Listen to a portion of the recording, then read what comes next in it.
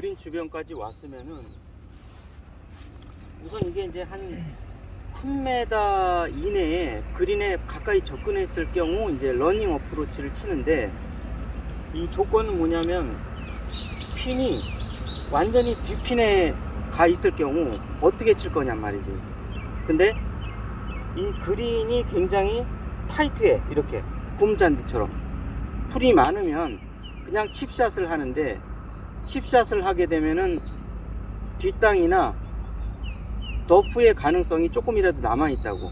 그러면 이제 결국 러닝 어프로치를 해야 되는데, 이때 러닝 어프로치는 특별한 기술을 요하지 않아. 특별한 기술은 전혀 필요 없고 그냥 퍼팅 스트로크처럼 똑같이 손목을 고정하고 치면 되는데, 이때 꼭 알아야 되는 것이 뭐냐면 이 러닝 어프로치에는 비율이 있다는 거야. 이 비율이 뭐냐면 최근에 이제 이거는 내가 3년 4년 전서부터 벌써 레슨을 했고, 그 다음에 2년 전 유튜브 자료를 찾아봐도 우리 한국에서는 거의 이런 방송이 없을 때 내가 거의 처음으로 이 12법칙, 그러니까 룰 오브 12라고 해서 12법칙이라는 게 있는데, 이 러닝 어프로치를 할 때 절대적으로 꼭 알고 있어야 되는 거라고. 최근 몇 달에 이 12법칙 룰 오브 12라는 이거를 굉장히 방송을 많이 하고 많은 분들이 보시더라고. 근데 이게 거의 한국에서는 내가 거의 최초로 이거를 갖다가 레슨을 했고, 또 방송도 거의 유튜브 방송 최초로 우리 백돌이 TV에서 이걸 처음 방송을 했다고. 그 내용이 뭐냐면, 10이 우선적으로 기준점이 뭐냐면은, 이 내가 만약에 1m를 굴렸을 때 다시 1m를 간다 하는 그 기준선이 뭐냐면 이 갭 웨지야. 갭 웨지. 갭 웨지가 11번. 갭 웨지가, 자, 피칭 웨지가 쉽게 말하면 10번이야. 피칭 웨지가 10번이라고. 그러니까 갭 웨지가 11번이고, 그 다음에 샌드 웨지가 12번 이렇게 되고, 당연히 9번, 8번 이렇게 표기를 한다고. 이거는 이제 미국 채들은 안 그런데 일본 채들 중에 혼마가 이렇게 표기를 해요. 그래서 그 혼마를 기준으로 했을 때 8, 9, 10, 11, 12 이렇게 된다고. 그래서 이 샌드 웨지를 기준으로 해서 12, 마이너스 11을 할 때는 0이 나오는데, 이 0이라는 거는 좀 제외하고, 샌드 웨지는 어차피 띄우는 거니까, 러닝 어프로치는 보통 이 어프로치 웨지 11번부터 적용을 하는데, 12-11을 하면 1이 남잖아. 그러니까 1m를 쳤을 때 1m를 굴러간다는 비율로 간다는 거야. 피칭이 10번이야. 그러면 12-10번을 하면은 몇 대 몇으로 간다는 거지? 1대 2로 굴러간다는 거지. 1대 2로 굴러가고, 9번은 1대 3, 8번은 1대 4로 굴러간다는 거지.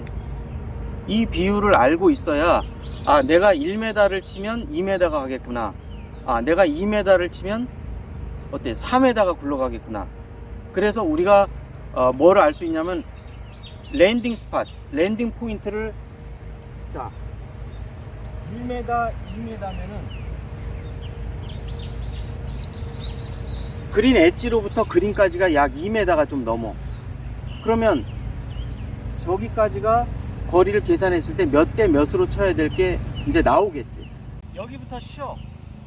발걸음을. 1, 2, 3, 4, 5, 6, 7, 8. 자, 그러면 2대 8이야.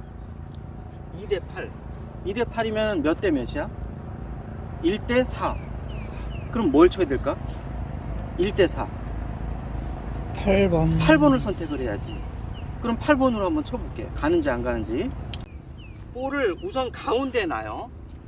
자, 볼을 우선 가운데 놓고, 칩샷처럼 핸즈 포워드를 하는 게 아니라 그냥, 다시 한번 얘기하지만 이거는 퍼팅 스트로크하고 똑같아. 그러니까 마치 퍼팅을 셋업하듯이 그대로 퍼팅을 잡은 다음에 퍼팅 스트로크로 그대로 해주는 거야.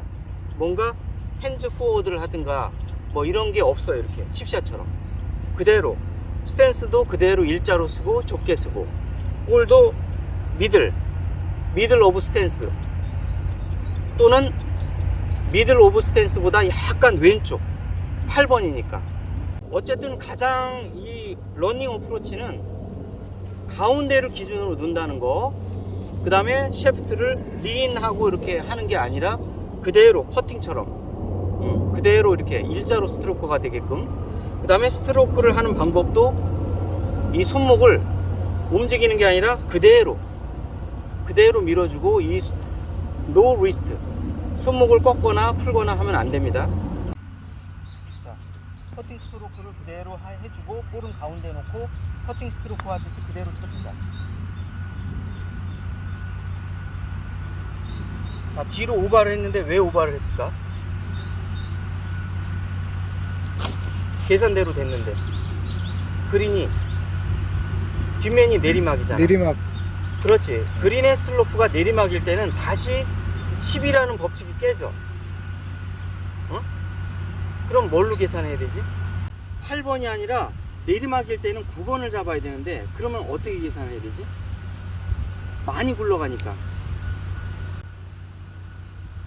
많이 안 굴러가게 좀 더 13-1을 해야 되지. 그치? 그러니까 이럴 때는 공식이 12-1이 아니라 12- 하는 게 아니라 12법칙이 아니라 13법칙으로 바뀌는 거야. 오르막이면 거꾸로 어떻게 돼? 오르막이면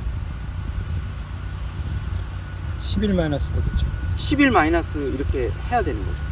그러니까 내리막으로 가게 되면 조금 더 클럽을 8번 잡을 비율이면은 9번을 잡고 9번 잡을 비율이면 피칭을 잡아야 돼. 변경이 된다는 거지. 그래서 12 룰이라는 거는 절대적인 룰이 아니라 오르막 경사냐 내리막 경사냐에 따라서 이 룰이 11 룰로 변경될 수도 있고 30로 변할 수가 있다. 12 마이너스가 13 마이너스로 이 룰이 변경될 수 있다는 거야. 그래서 변경해서 다시 한번 쳐볼게.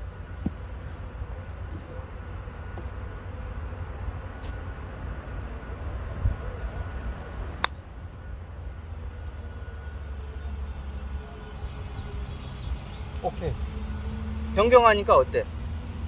내리막 슬로프를 감안을 해서 다시 12-1 한 거를 조금 더 한 클럽 짧은 걸 잡아가지고 이 비율을 맞췄단 말이지.